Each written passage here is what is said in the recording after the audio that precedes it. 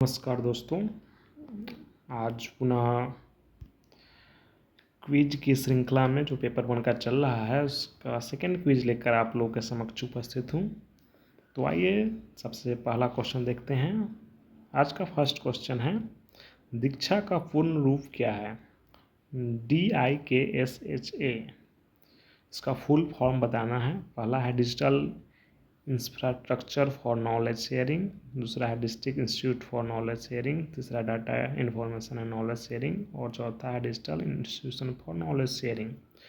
तो इसका सही आंसर है digital infrastructure for knowledge sharing, ये फर्स्ट वाला ऑप्शन सही है। दूसरा है, जब ज्ञान पुनरावृत्ति और सत्यापन करने योग्य हो जाता है तो इसे क्या कहा जाता है? फर्स्ट ऑप्शन है मानवतावादी, दूसरा प्रभाववादी, तीसरा वैज्ञानिक, चौथा है व्यक्तिनिष्ठ। तो इसका राइट आंसर होगा वैज्ञानिक। तीसरे क्वेश्चन की तरफ आते हैं। अंतरवैयक्तिक संप्रेषण प्रायः इस रूप में समझा जाता है। पहला ऑप्शन है युग्मकीय, दूसरा स्वयं में, तीसरा है बहुल से बहुल की ओर, डी ऑप्शन है एक से विशाल जन समूह की ओर। तो जो अंतरवैयक्तिक संप्रेषण होता है, इंटरपर्सनल कम्युनिकेशन, ये युग्मकीय होता है।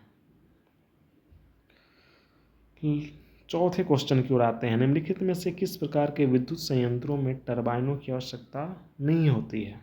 ऑप्शंस हैं, ए है भूतापीय, सेकेंड ऑप्शन बी नाभिकीय, थर्ड जल और चौथा ऑप्शन है सौर। तो सही आंसर होगा सौर। सौर संयंत्रों में जो है टरबाइनों की आवश्यकता नहीं होती है। पांचवें क्वेश्चन की ओर आते हैं। किसी शोध पत्रिका की गुणवत्ता का सूचक क्या है? रिसर्च जर्नल की जो गुणवत्ता होती है उसका सूचक क्या है? पहला है प्रभाव गुण, दूसरा है एच इंडेक्स, तीसरा है जी इंडेक्स, चौथा है डी यानी 110 इंडेक्स। तो इसका राइट आंसर होगा बी यानी एच इंडेक्स। अब आगे बढ़ते हैं। ये जो है DI से रिलेटेड कुछ क्वेश्चन है, इसको हम संक्षिप्त रूप में इसकी चर्चा करते हैं।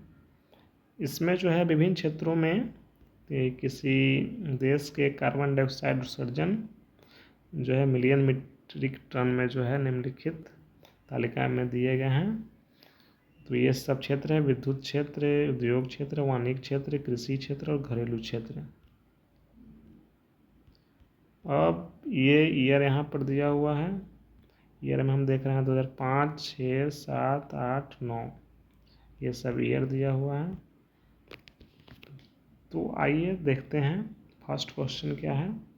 फर्स्ट क्वेश्चन में पूछ रहा है कि 2005 से 2009 में विद्युत क्षेत्र CO2 की उत्सर्जन की प्रतिशत वृद्धि दर क्या है? यानी हमको सबसे पहले देखना है 2005 और 2009 और उसमें भी विद्युत क्षेत्र। तो ये है हमारा विद्युत क्षेत्र। इसमें 2005 देखना है तो 2005 में जो है 500 मिलियन मीट्रिक टन था और 2009 में जो है वो बढ़ के 800 हो गया। तो इसका हमको प्रतिशत ज्ञात करना है, यानी 500 से 800 बढ़ा है, यानी कि 300 की वृद्धि हुई है।